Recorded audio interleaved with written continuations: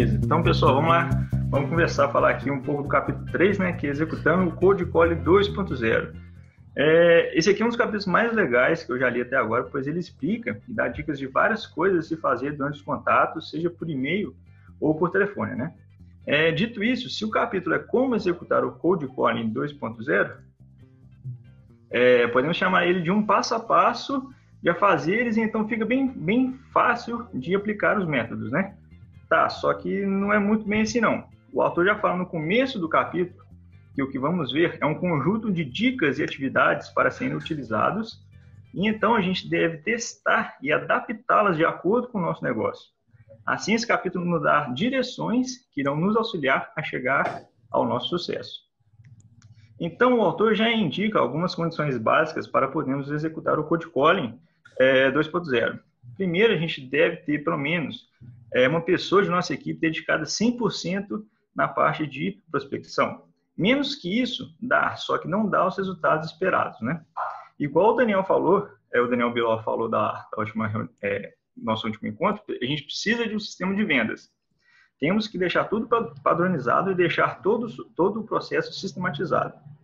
E também, como foi um assunto do último encontro, os nossos prospectos devem usar e-mail, né? Porque se não usar, não tem como entrar em contato com eles, né? Outra coisa que a gente precisa ter é que o produto seja oficial. Isso é, ele tem que ser testado e validado no mercado. E que o lifetime value tem que ser acima de $10 mil, ou R$40 mil, fazendo uma conversão. E também existe uma coisinha que o autor fala no livro, que é especializar as equipes, né? Na verdade, ele quase pede, pelo amor de Deus, para deixar bem segmentado o processo. O outbound tem uma equipe dedicada de pré-venda. A relação do inbound é uma equipe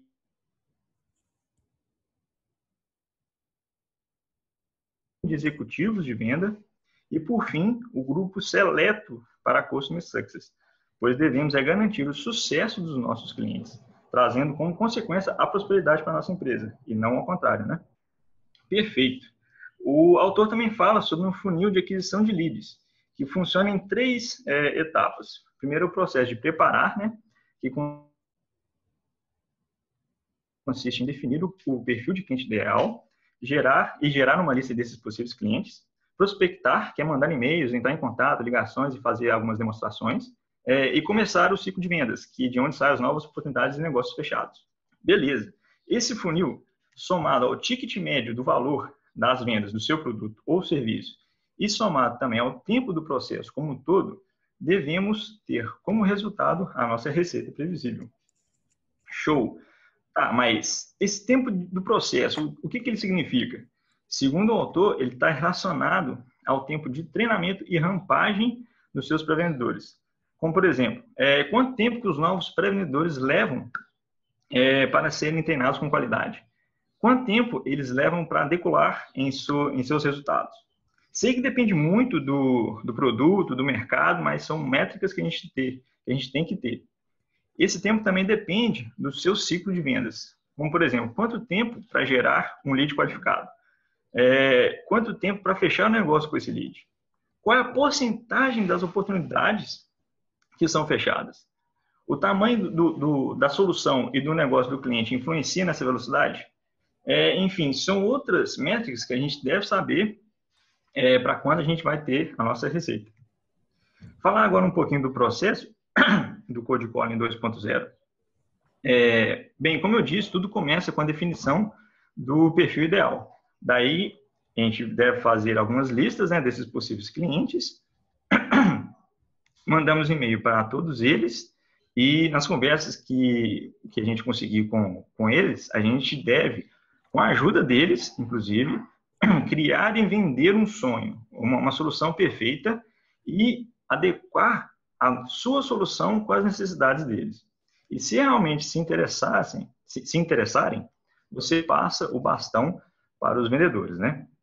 Detalhando um pouco mais de cada passo, o cliente ideal, seja B2B ou B2C, precisamos mapear as características que representem mais chances de vender e o maior potencial de receita daquela venda. Ou seja, venda rápida com valor alto.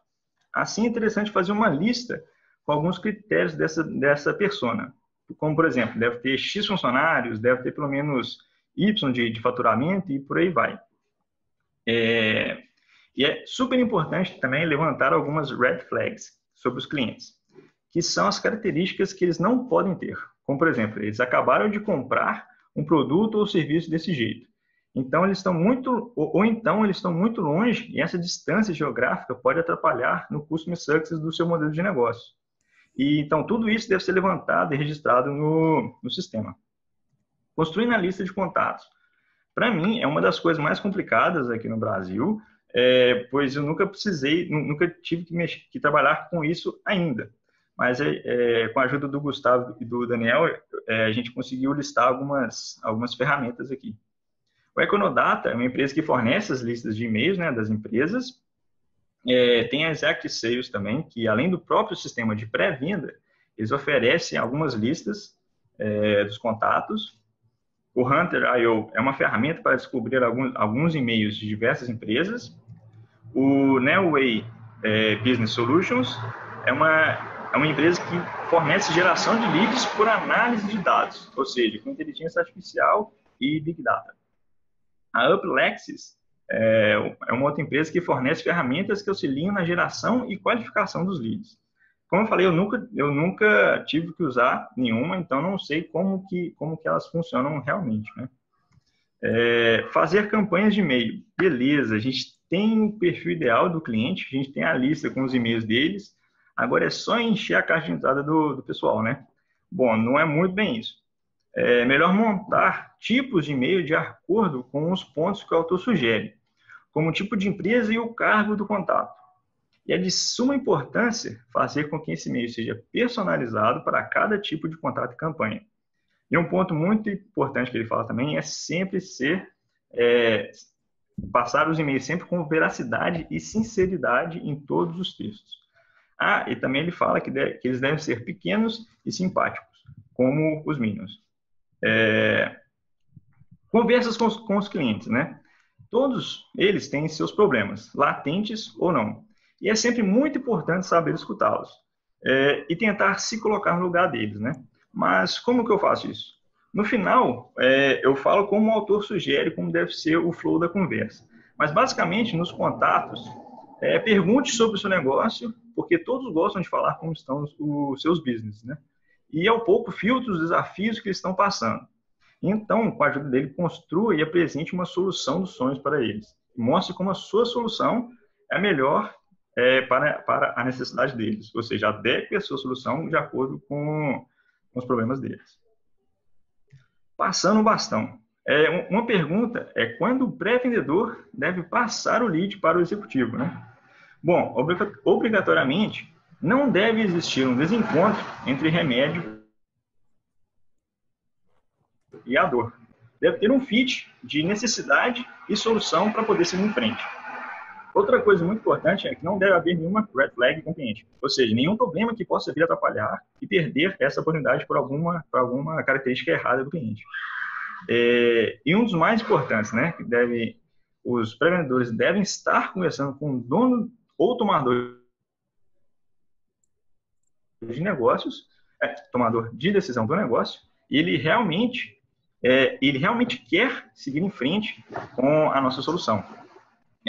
Como disse antes, pessoal, o autor também também nos passa algumas dicas para aplicarmos durante as conversas com os clientes. Primeiro, deve ter um planejamento da conversa. Como, por exemplo, você deve definir quais são as respostas que você quer ter do contato, quais os sentimentos que você quer que o possível cliente tenha durante a conversa e quais as ações devem acontecer após a ligação. Ele também sugere como deve ser um flow da conversa, né? Como falei lá em cima, escutando os clientes. Tudo começa com a pergunta que ele mais gosta, né? Que é: olá, fulano, eu liguei numa hora ruim? Aí, nunca é uma boa hora, né, para conversar no telefone, mas a pessoa vai falar que não é boa, né, mas eu acho que eu posso te ajudar. Aí, nisso, ele fala que você consegue ter 10 e 15 minutos do tempo dele. Aí, você puxa a conversa sobre a situação do negócio, do cliente. Aí, você investiga quais são os problemas atuais, quais são os desafios que eles estão enfrentando no momento, e com eles, vocês devem construir um sonho, uma solução ideal, que depois você apresenta a sua solução e adequa a sua solução à necessidade dele. No final, você deve tirar algumas dúvidas restantes e traçar os próximos passos. Se possível, no momento de transição, se já for um momento de transição, você transfere a ligação direto para o executivo de vendas. Se não for possível, agenda ainda na ligação uma conversa do executivo com o lead. E se nada der certo, a última opção é introduzir os dois, o vendedor e o lead, né, por um corpo do e-mail. Mas ele fala que essa é a última opção mesmo. E no telefone ainda, caso não seja o tomador de decisões ou o dono do negócio, você já deve conseguir outros contatos para conseguir chegar nessa pessoa.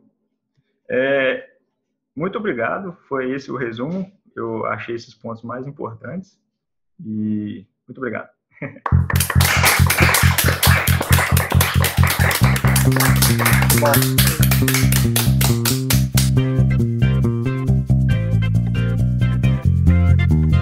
Se você é a pessoa mais inteligente da sua tribo, está na hora de vir para o Resumo Cast Tribos. Visite resumocast.com.br/tribos